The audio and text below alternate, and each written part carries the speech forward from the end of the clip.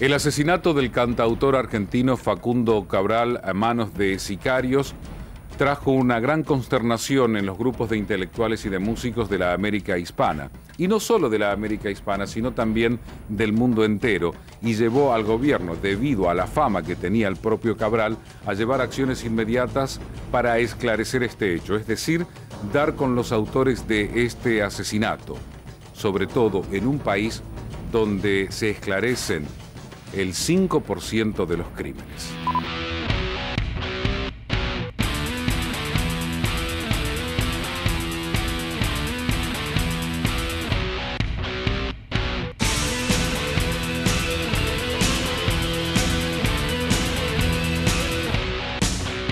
Las maras son organizaciones transnacionales de pandillas criminales asociadas que se originaron en Los Ángeles, Nueva York y otros puntos de los Estados Unidos y se expandieron por Canadá, México, América Central y más tarde por España. A los integrantes de las maras se los conoce como mareros y actualmente son en su mayoría centroamericanos. Las maras son jóvenes que aparecen, muchos de ellos en los países centroamericanos, generalmente, por un lado sectores marginales de esa sociedad, pero muchos otros vienen expulsados de Estados Unidos o son hijos de inmigrantes de Estados Unidos que tuvieron algún problema y vuelven organizadamente, sobre todo motivados por el narcotráfico, y generan esta violencia que por cualquier cosa matan en la calle. Una de las mayores organizaciones de pandillas es la Mara Salvatrucha. Esta no posee un solo líder, sino que se organiza en células denominadas clicas, y solo en Hispanoamérica tiene 70.000 miembros, de los cuales 12.000 transitan las calles de Guatemala a diario. Su pandilla rival, la Mara 18, se formó por inmigrantes hispanos en Los Ángeles en 1980 y pueden ser identificados por los numerosos tatuajes que cubren sus cuerpos, incluyendo el número 18 que los caracteriza. En cambio, los integrantes de la Mara Salvatrucha son más difíciles de identificar porque se tatúan de la cintura para abajo y visten ropas menos llamativas. Los pandilleros son generalmente jóvenes de entre 13 y 21 años, la mayoría no va a la escuela y tienen familiares dentro de estas organizaciones delictivas. Son adolescentes que se unen a las pandillas en busca de contención, aceptación, compañía y reconocimiento. Por lo general, según un informe de la UNESCO, son personas con carencias afectivas y de recursos básicos, sin empleo y que viven en la pobreza.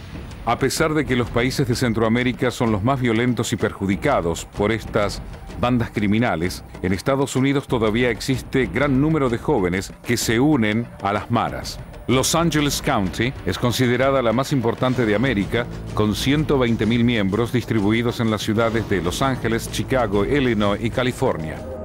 Muchos países se ven afectados por las maras. Entre 2009 y 2010, según datos de la ONU, en el Reino Unido había más de 100.000 personas pertenecientes a estas pandillas callejeras, 70.000 en América Central, 86.300 en Japón y en Chechenia, Ucrania, Georgia, había aproximadamente 300.000 personas afiliadas a grupos del crimen organizado.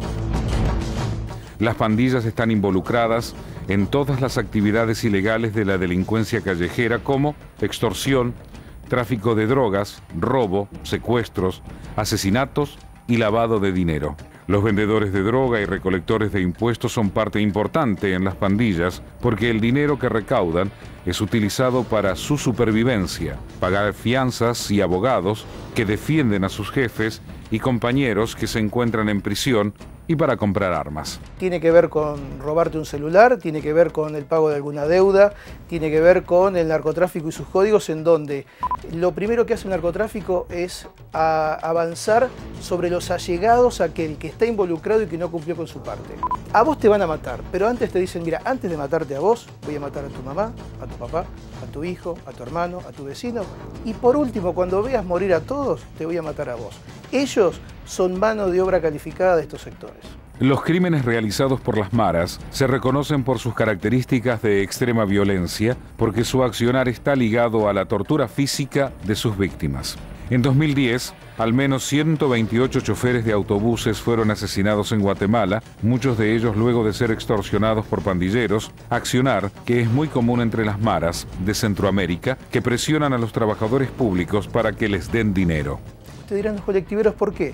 Porque muchas veces estos asesinos suben a los micros y comienzan a disparar al por mayor, y allí hay 5, 6, 7 muertes en algún colectivo por día. Esto habla de lo que ocurre en un estado violento y que cada vez se pone más violento porque el dinero del narcotráfico a esa realidad socioeconómica desde hace mucho tiempo incrementa esa lógica. Ahora, el mundo político de la región mira para otro lado.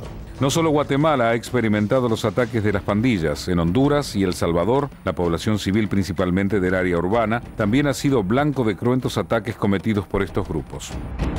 Miembros de la Mara 18 incendiaron el pasado 5 de diciembre un autobús urbano en el barrio El Sitio de Tegucigalpa, como represalia porque el conductor se negó a pagar una extorsión.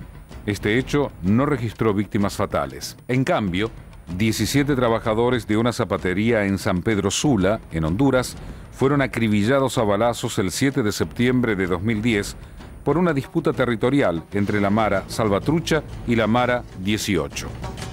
Ser miembro de las Maras es una tarea difícil.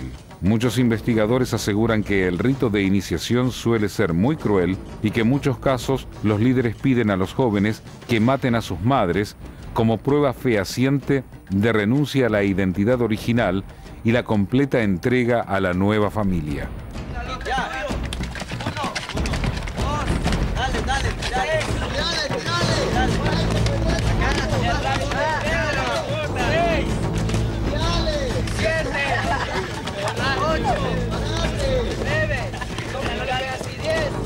Otro rito importante es aguantar por 20 segundos los golpes ininterrumpidos de otros miembros como prueba de valor y sacrificio al grupo.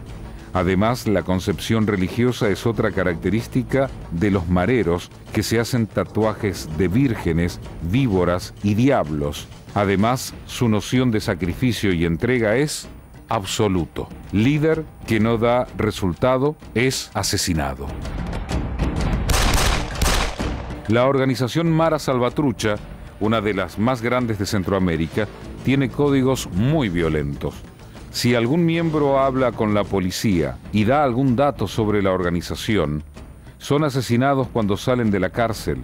Además, matan a los miembros que se borren los tatuajes, es decir, que renuncien a la pandilla, ya que su lema es vivir o morir para la Mara.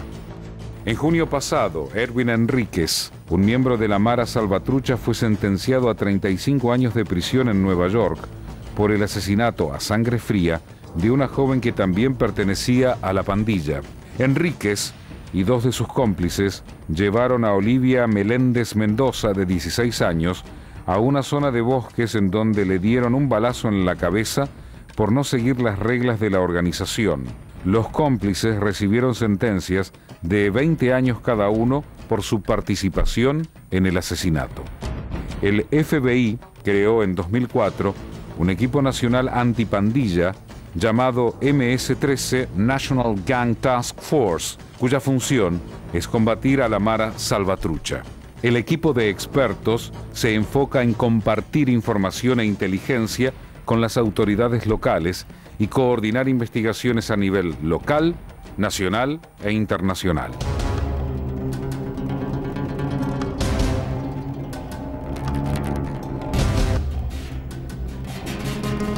El equipo antipandilla creó un programa que consiste en obtener las huellas digitales de personas sospechosas de ser miembros de la organización. Las huellas digitales son comparadas con una base de datos en Estados Unidos para ver si el individuo tiene antecedentes criminales en ese país. No se sabe todavía si lo mismo va a haber el mundo en el caso de México, si habrá un momento dentro de algunos años en que el poder del narcotráfico empiece a ser vencido por las armas del Estado, pero en todo caso lo que se ve es una lucha frontal. En el caso de América Central, esa lucha frontal no se ve. Con relación a Guatemala, el informe destaca las incursiones de las pandillas mexicanas, incluyendo a los de Sinaloa y los Zetas, en la zona fronteriza que abarca más de 940 kilómetros de longitud entre los dos países y que ha provocado un creciente número de enfrentamientos violentos entre las organizaciones rivales. Las autoridades guatemaltecas no han destinado los recursos necesarios para hacer frente a este panorama. Más allá de las críticas, Estados Unidos encabezó junto a los países de América Central la Conferencia Internacional para Centroamérica, que culminó el pasado 24 de junio con una victoria: el compromiso de la comunidad internacional para financiar el plan de seguridad de la región por 2.045 millones de dólares que se pagarán durante los próximos 5 años. Los desafíos que enfrenta Guatemala en cuanto a seguridad ciudadana y administración de justicia son grandes e importantes. El subsecretario de Estado norteamericano, Arturo Valenzuela, afirmó hace pocos días que Guatemala no es un caso perdido y que es un país con muchos recursos y voluntad de superar el problema de las maras y el narcotráfico. Los esfuerzos antinarcóticos que Estados Unidos respalda en Colombia y en México han provocado un auge del crimen de las maras en América Central, cuyas tasas de homicidios la ubican entre las regiones sin conflicto armado como las más violentas del planeta.